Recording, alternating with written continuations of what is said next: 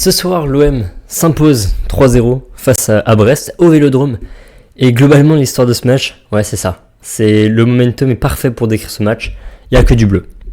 Ouais, ce soir, les Marseillais qui ont joué aussi en bleu, ils ont atomisé Brest. Alors, atomisé pas dans le sens où ils étaient super forts. Non, on a déjà vu un OM plus fort.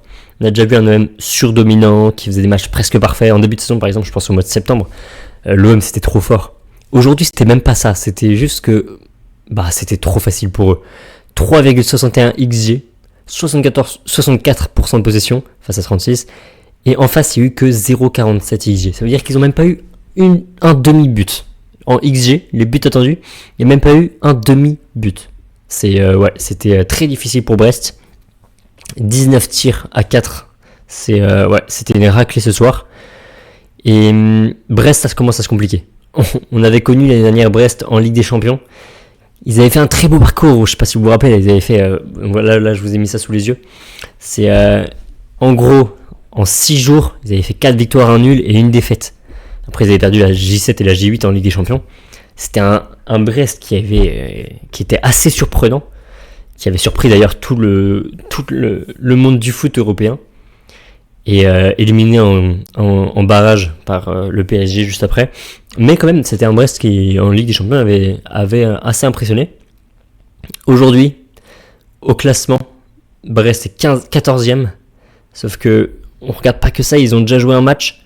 Et à côté, il y a Nantes, qui joue actuellement, qui gagne 1-0, qui viennent de remonter. Donc c'est un peu compliqué pour eux. J'avais regardé ça juste à la fin du match. Nantes n'avait pas encore commencé à jouer. Nantes, ils viennent de marquer leur premier but. Ça veut dire qu'ils passent devant.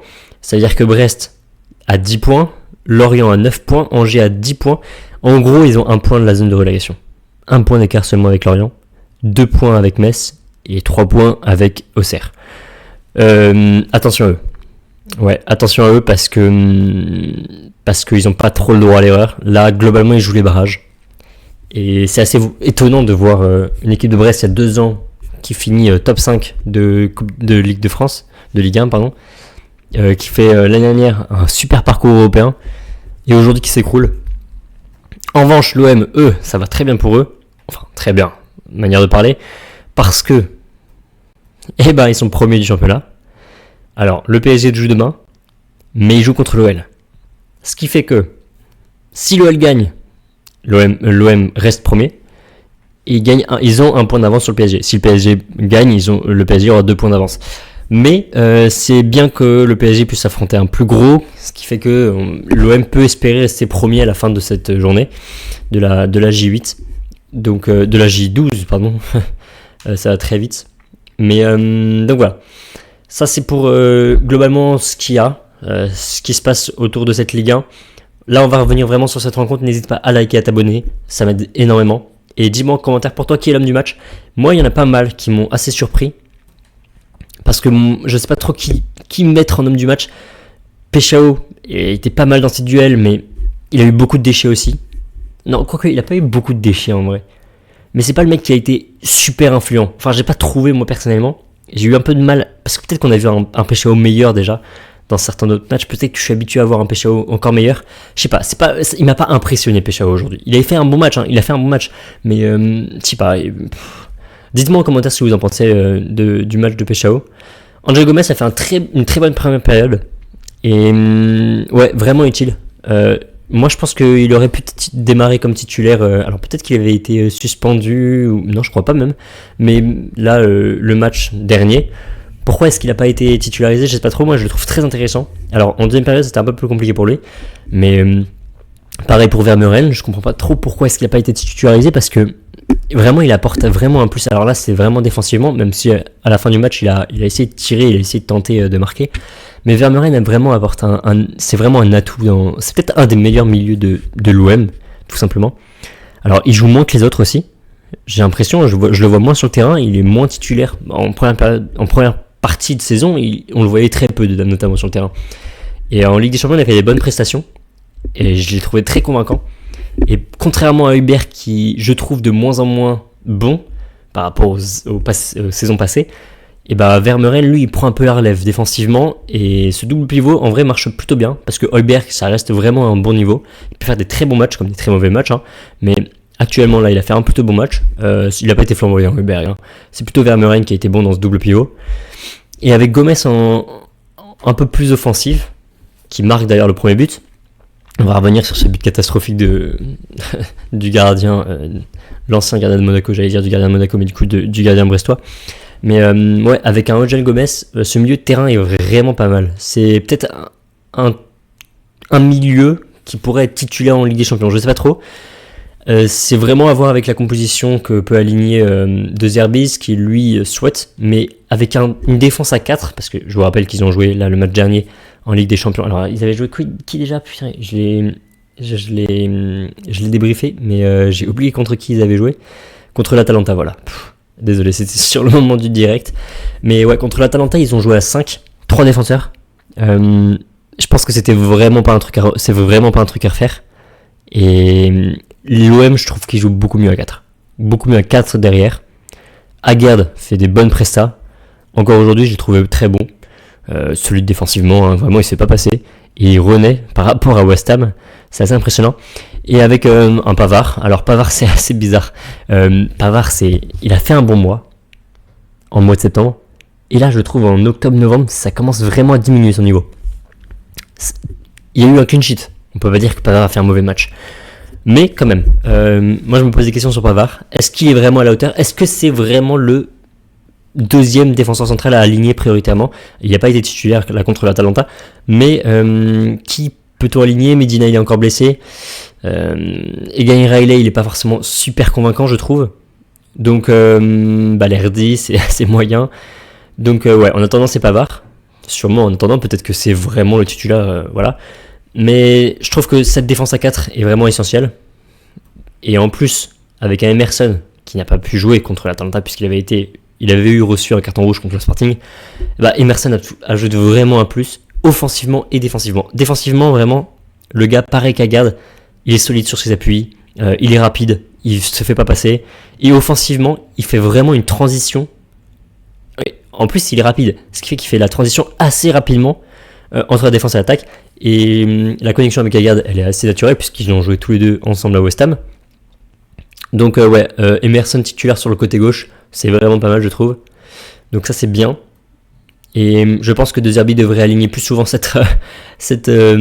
quatuor défensif, ou au moins ce schéma de jeu à 4 derrière, pas à 5, pas à 3 défenseurs centraux. Et en plus avec Vermeuren devant, ça c'est pas mal du tout. Je trouve que Vermeuren et Højbjerg, c'est vraiment pas mal. Là, on essaye vraiment de trouver un 11 type qui pourrait aller en Ligue des Champions. Et je pense que là, ça peut être totalement un 11 qui peut aller en Ligue des Champions. Donc Vermeuren, Angel Gomez, Højbjerg. Peshao peut faire des bonnes accélérations et peut être très bon, je trouve d'ailleurs, est plutôt bon en Ligue des Champions. Plus qu'en Ligue 1, même si en Ligue 1, là, ces derniers matchs, il est plutôt bon. Et avec un Greenwood qui est plutôt en forme, là, qui marque encore aujourd'hui sur penalty, mais pas que, on s'arrête pas sur le match de Greenwood, on peut pas s'arrêter que sur le penalty. Je pense que c'est même le meilleur joueur sur le terrain, même si, ouais, je pense que c'est Greenwood, parce que il a passé combien de dribbles Greenwood dans ce match? Je l'ai trouvé vraiment, vraiment bon. Et c'est cool de voir Greenwood à un bon niveau, même si c'est que des buts sur penalty qui marquent et tout, c'est bon pour ses stats, mais aussi pour sa confiance, et sa confiance, ça permet aussi de passer ses adversaires en dribble, il va plus tenter de dribbler ses adversaires, ça fait partie de la confiance, donc il n'y a pas que en marquant qu'on améliore sa confiance, quand tu passes plein de dribbles et tout dans le match, ça améliore évidemment ta confiance, et tu deviens un meilleur joueur. Aujourd'hui, c'était un très bon joueur, donc dribble réussi 2 sur 3, ah ouais, ok. Peshao lui aussi, je pense qu'il a réussi tous ses dribbles, c'est clair. Et ouais, terme de passe longue 2 sur 5, un centre réussi, non mais passe dans le dernier tiers 7. Non, c'est vraiment un bon match de Greenwood, je pense que c'est l'homme du match. Et en face par contre, en face, Aubameyang, c'est assez marrant. Dites-moi ce que vous en pensez en commentaire parce que j'ai pas aimé son match. Ou plutôt, il y a un truc qui me... je sais pas trop. En gros, il a eu 3 actions en première mi-temps qu'il aurait dû mettre. Vraiment, ouais, tu dois les mettre ce genre d'action. T'es face au but. T'es seul contre le gardien, globalement. Là, ce genre d'action, il faut les mettre. Là, je pense qu'on peut voir les tirs qu'il a. Ouais, voilà, exactement. On peut voir peut-être le XG qu'il a. Donc, première minute, ça c'est la première minute, 0,20 XG, 0,2. Sixième minute, ça c'est juste après, 0,5. En gros, il a eu, juste avec ce tir, il a eu plus que les XG total cumulés de tous les tirs de Brest. Tous les tirs de Brest, il a eu un XG supérieur à ça. C'est assez fou, parce que je vous rappelle que Brest c'est 0,48, un truc comme ça, et lui c'est 0,52, son seul le tir de la 6ème minute. Ensuite à la 36e minute, 0,21 aussi. Ouais, il aurait dû mettre ces tirs-là, même si en vrai le 36e c'est celui qui m'a le moins étonné, enfin non, il aurait pas dû aller au but quoi. Mais...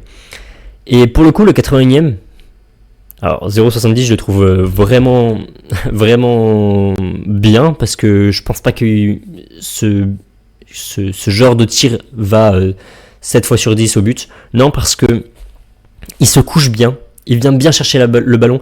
C'est un centre de O'Reilly qui vient, et lui Greenwood vient bien chercher le ballon, se mettre quasiment en gros son corps il est comme ça, il vient se mettre quasiment parallèle au... En fait je sais pas comment il fait pour tendre son corps comme ça. En gros, globalement, il se tord, ouais, et il vient récupérer le ballon, et il marque, et c'est un très beau but, très très joli but, et à mon avis, c'est un geste de vraiment bon attaquant, il faut être vraiment bon en attaque pour faire ce genre de geste. 0,7 à mon avis, c'est très cher payé, à mon avis, il y a, il y a peut-être 0,1, pas 0,01, mais 0,1 ou 0,2 en termes de XG, parce qu'il vient bien la chercher. Donc ça, c'est cool. Ça permet de marquer un beau but technique, qu'il vient de faire, ça va permettre de améliorer ta confiance, et comme là il avait pu en perdre avec des grosses actions ratées, bah ça, je pense que ça le rassure, je pense, en tout cas ouais, c'est cool que Greenwood marque des beaux buts techniques, et cette équipe de l'OM est vraiment intéressante. Peut-être que De Zerbi devrait tester ce schéma de jeu plus souvent. Alors après, quand O'Reilly peut être très bon aussi, j'ai pas trop précisé, mais O'Reilly peut être très bon, lui il fait sa passe D d'ailleurs. Mais Medina, je l'avais trouvé bon en début de saison. Donc, avec un Bilal Nadir, un Timothy Weah qui pourrait revenir trop... Ça serait génial. Avec un Robinho Vaz. Ouais, cette équipe de l'OM a vraiment des ressources. Et c'est cool qu'il y ait une 3-0 parce que la confiance de ces dernières semaines était un peu compliquée. Si on se refait les derniers matchs de l'OM, globalement, c'est une défaite contre l'Atalanta. Une victoire seulement 1-0 contre Auxerre. Ensuite, c'était contre Lens. Ah non, c'était contre Angers, le match nul contre Angers.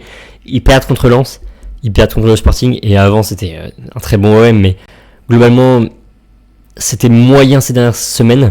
Et c'est cool qu'aujourd'hui, ils écrasent leurs adversaires, leur adversaire. Donc, ouais, bravo l'OM. Attention, le prochain match, c'est contre Nice. Si je me trompe pas, ouais, c'est ça, contre Nice. Il va falloir le gagner parce que Nice, c'est que de la défense. Et aujourd'hui, Brest n'a pas posé un mur, n'a pas posé le bus devant sa défense. C'est un match qui va être totalement différent. Et c'est un match qu'ils vont devoir gagner s'ils veulent vraiment rester au top et cogner contre le PSG, se bagarrer contre eux. Donc voilà. Rapidement, j'ai pas parlé du premier et du deuxième but. Bon, le deuxième but, c'est un penalty, Greenwood qui le transforme. Ça, c'est le deuxième. Et le premier, c'est un coup franc d'Angel Gomez à l'extérieur de la surface. Bon, logique du coup, puisqu'un coup franc est forcément à l'extérieur de la surface. Alors, il y a un joueur, là ça me revient tout de suite en tête, mais il y a un joueur qui pousse un joueur de Brest, ou qui se décale, ce qui fait ça laisse un espace au milieu, qui était comblé d'ailleurs, donc du coup par le joueur de l'OM, qui se décale au moment où Angel Gomez tire. Il trouve le trou, il trouve l'espace, Maeki est sur la trajectoire, il touche le ballon au-dessus, ça me rappelle pas mal le but de Griezmann, Coupe du Monde 2018 contre l'Uruguay. Un tir où le gardien touche et en fait ça va au but après. Ouais, en gros, globalement, il l'attrape mal. Un ballon qu'il aurait dû attraper et bah, but. Catastrophique. Maeki qui se fait prendre là-dessus, c'est horrible. Ouais, Griezmann, c'était en 2018 contre l'Uruguay, ouais. Il tire de loin, je crois que c'était côté gauche. Et pareil, gardien, comment il s'appelle Non, c'est peut-être contre le Mexique, ouais. Pas contre le Mexique, contre l'Uruguay. Ouais, ça doit être ça. En tout cas, le gardien Muslera qui, je crois que c'est lui, qui capte mal le ballon, ça va au but.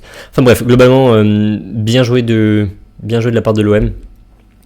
Il faut maintenant qu'ils attendent le match du PSG contre Lyon, mais ils prennent, c'est cool qu'ils prennent les bons points comme ça et qu'ils se rassurent avec un 3-0. Voilà, on va s'arrêter là pour ce débrief là. On se dit à très vite. Là, on va regarder le match de l'OM contre Sunderland. Et en attendant, portez-vous bien. Ciao.